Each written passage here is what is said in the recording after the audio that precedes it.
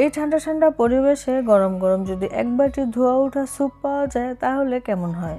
আসসালামু আলাইকুম, রিয়াজ কিচেন থেকে আবারও হাজির হয়ে গেলাম নতুন আরও একটি রেসিপি নিয়ে। আজকে এই মজাদার স্যুপটি রান্না করে দেখাবো। আশা করছি আজকের এই রেসিপিটি সবার কাছে অনেক পছন্দ হবে এবং কাজে আসবে।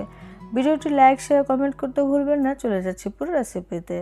আজকের এই চিকেন স্যুপ রান্না করার জন্য আমি এখানে হাড় নিয়েছি কিছু।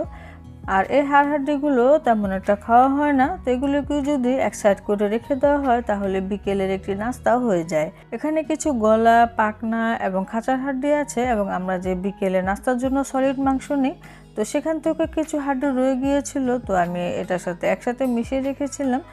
তো এরকম করে আপনারা হাড্ডিগুলো আলাদা করে রেখে দিতে পারেন বিকেলে এই মজাদার রেসিপিটি করার জন্য। তো আমি হাঁড়িতে নিয়ে নিলাম, সেই সাথে দুটো টমেটো দু টুকরো করে দিয়ে দিলাম এবং কিছু ধনিয়া পাতার যে ডাঁটি আছে সেটা দিয়ে দিলাম। তারপরে এখানে একটি গাজর এরকম গোল গোল করে কেটে দিয়ে দিচ্ছি। তারপরে এখানে দিয়ে দিচ্ছি কিছুটা কাঁচামরিচ, ঝালটা নিজেদের ইচ্ছে মতো বাইরে কমিয়ে দেওয়া যাবে, সমস্যা নেই। সেই সাথে এখানে আমি কয়েক কোয়া আদা দিয়ে দিলাম, সেই সাথে আমি এখানে একটা বড় সাইজের পেঁয়াজ দিয়ে দিলাম দু টুকরো করে এবং 2 কোয়া বড় রসুন দিয়ে দিলাম। সেই সাথে এখানে কালো এবং সাদা গোলমরিচের গুঁড়া দিয়ে দিলাম 1 চা চামচ। আপনারা চাইলে এখানে আস্ত কালো গোলমরিচটা ব্যবহার করতে পারেন। সেই সাথে 1 চা চামচ লবণ এবং একটি তেজপাতা দিয়ে দিলাম। এখন দিতে হবে পানিটা আমি একটু বাড়িয়ে দিচ্ছি। আমি এখানে প্রায় 7 থেকে 8 কাপের মতো পানি দিয়েছিলাম।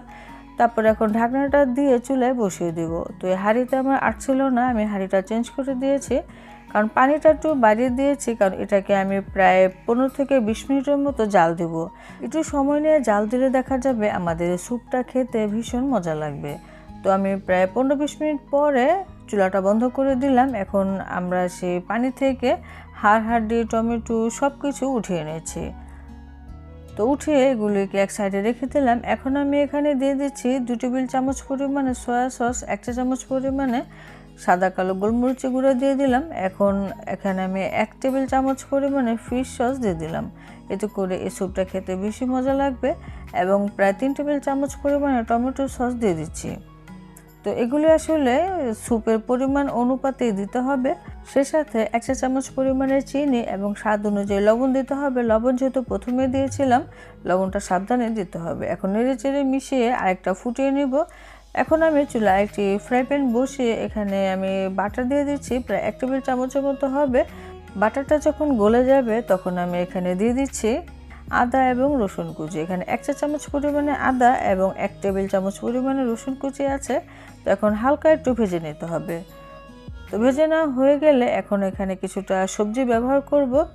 তো এখানে আমি ক্যাপসিকাম নিয়েছি, একটা টমেটো এরকম ছোট করে কেটে নিয়েছি এবং কিছু পেঁয়াজ কুলি আছে। তো সব কিছুকে হালকা একটু ভেজে নিতে হবে। তারপরে এখন সেই পানি থেকে উঠিয়ে রাখা মাংস, টমেটো, গাজর, পেঁয়াজ সব কিছুকে আমি এরকম ছোট ছোট করে টুকরো করে কেটে নিয়েছি। আর সে হাড় থেকে মাংসগুলো ছুটিয়ে নিয়েছি। এখন এই বাটানের মধ্যে আর সবজির সাথে খুব ভালো করে নেড়ে চেড়ে 5 মিনিটের মতো এরকম ভেজে নিতে হবে, তাহলে খেতে বেশি মজা লাগবে। তো হয়ে গিয়েছে। তো এখন আমি গরম গরম সেই স্যুপের মধ্যে দিয়ে দিচ্ছি সবজিগুলো। তো সবজিগুলোকে এরকম বাটার দিয়ে যদি ভেজে নেওয়া হয় তাহলে এই স্যুপের টেস্ট বহুগুণে বেড়ে যাবে। তো চুলা জালটা এখন আমি মিডিয়াম টু হাইতে রেখে বলক আনিয়ে নিয়েছি। এখন দিয়ে দিচ্ছি ফেটিয়ে রাখা 2টা ডিম দিতে পারেন, তবে আমি এখানে একটা ডিমই ব্যবহার করেছি। তো একটু বড় সাইজের ডিম হলে আসলে একটাতেও হয়ে যাবে। ডিম দেওয়ার পরে সাথে সাথে এরকম নেড়ে চেড়ে মিশিয়ে দিতে হবে, আর অবশ্যই এখানে কাঁচামরিচ কুচি দিতে হবে। তো আমি আরও 5 মিনিটের মতো জাল দিয়ে নিয়েছি ডিমটা দেওয়ার পরে। এখন আমি দিয়ে দিচ্ছি কর্নফ্লাওয়ার। আমি এখানে প্রায় 3 থেকে 4 টেবিল চামচের মতো কর্নফ্লাওয়ার নিয়েছিলাম, সামান্য একটু পানি দিয়ে গুলিয়ে স্যুপের মধ্যে দিয়ে দিলাম। আমার এই স্যুপ রান্না কিন্তু প্রায় শেষের দিকে। তো নামানোর আগে এখানে আমি আরেকটুখানি গোলমরিচের গুঁড়ো দিয়ে দিলাম, সেই সাথে সামান্য একটু টেস্টি সল্ট দিয়ে দিলাম, তবে এটা অপশনাল, চাইলে দিতে পারেন, না দিলেও চলবে। আর এখন সুন্দর একটু ফ্লেভারের জন্য দিয়ে দিচ্ছি লেবুর খোসা। লেবুর উপরে যে সবুজ অংশটা আছে গ্রেটারের সাহায্যে এরকম গ্রেট করে দিয়ে দিতে হবে, যেন সাদা অংশটা না আসে। তারপরে সেই লেবুটা আমি রসটা বের করে দিয়ে দিচ্ছি। আমি কিন্তু এখানে আস্ত লেবুটাই ব্যবহার করেছি। এখন নেড়েচেড়ে মিশিয়ে নিতে হবে। আর নামানোর আগ মুহূর্তে অবশ্যই চেক করে নিতে হবে এখানে কোনো কিছু প্রয়োজন আছে কিনা। যদি প্রয়োজন হয় তাহলে দিয়ে দিতে হবে। আর নামানোর আগ মুহূর্তে এখানে সামান্য একটু ধনেপাতা কুচি দেওয়া যায়, এতে করে ফ্লেভারটা খুবই ভালো আসে। এখন গরম গরম স্যুপ পরিবেশন করার পালা। দেখতে কিন্তু বেশ সুন্দর হয়েছে, আপনারাও তৈরি করতে পারেন। যাদের কাছে স্যুপ পছন্দ, আমি আশা করছি আজকের এই রেসিপিটি তাদের কাছে ভীষণ ভালো লাগবে। তো পরিবেশনের সময় উপরে কিছুটা এরকম কাঁচামরিচ কুচি দিতে পারেন এবং সাথে একটু ধনেপাতা কুচিও দেওয়া যায়। তো আপনারা যদি তৈরি করেন অবশ্যই কমেন্টে জানাবেন এই রেসিপিটি কেমন হলো।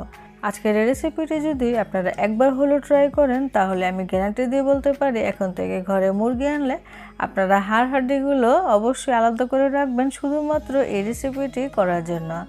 তো সবার কাছে কেমন লাগলো অবশ্যই কমেন্টে জানাবেন। আর যদি কারো অন্য কোনো ভিডিও দেখা থাকে সেটাও আমাকে কমেন্টে জানাতে পারেন। সবাই ভালো থাকবেন, বিদায় নিচ্ছি, আল্লাহ হাফেজ।